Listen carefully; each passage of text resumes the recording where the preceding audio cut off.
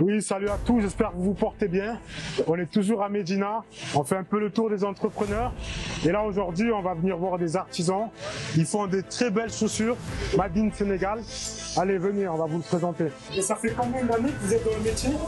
Depuis 1976. Ok, depuis 1976. Oui, on habite au village.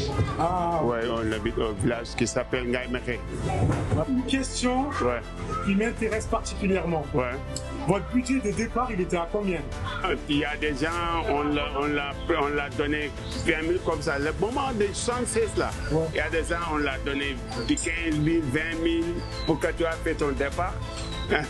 Ah, ça... Il y a des gens, on leur donne 50 000. Il y a des patrons, on leur donne 50 000 pour que tu aies commencé au travail. Mais en ce moment, le matériel, c'est pas cher. Ah, donc, mais maintenant, c'est cher. C'était le patron qui avait pour devoir de donner l'argent à son employé pour qu'il se lance. Voilà, ça je crois qu'aujourd'hui ça n'existe plus. Non, jusqu'à maintenant c'est comme ça on fait. Ouais, les patrons ils donnent toujours au apprenti. Ouais, on leur donne place, on te donne un début de travail. Ah, ça c'est très bien. Mais je pense que justement en Europe on devrait s'inspirer de ça. On le formait bien même. Parce que comment tu vas garder l'argent, comment tu vas... Il ne faut pas gâter l'argent comme ça. Il faut travailler pour garder l'argent. Il ne faut pas gâter. Donc si je comprends bien, le plus important, c'est la gestion. Oui, gestion, voilà. Franchement, j'ai beaucoup apprécié cet échange avec Abdou. C'était très enrichissant. On voit qu'il a de la bouteille. C'est un ancien. Il en a vu du temps passer. J'ai bien aimé aussi leur modèle, en fait, lorsqu'ils font en sorte de lancer leurs apprentis et les aider pour qu'ils puissent devenir indépendants. Ils n'ont pas peur de créer un nouveau concurrent. Je trouve ça c'est pas mal, franchement, comme modèle. Ils ont vu en fait la concurrence étrangère venir en masse. En particulier les importations venant de Chine.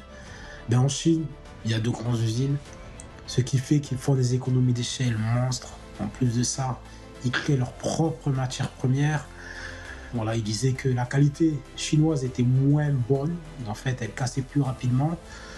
Mais qu'elles étaient moins chères et que les gens achetaient plutôt le chinois. Je trouve ça dommage. Voilà, je pense qu'il faudrait faire un devoir quand même de patriotisme et faire en sorte de consommer local. Mais au-delà de ça, je dirais qu'il faut qu'on exporte plus également et qu'on fasse en sorte que nos produits deviennent des stars à l'étranger. Bienvenue sur Une Semence, un Espoir, le mouvement qui regroupe des personnes d'action qui veulent apporter une contribution pour le développement de l'Afrique. Donc si tu te sens concerné, abonne-toi.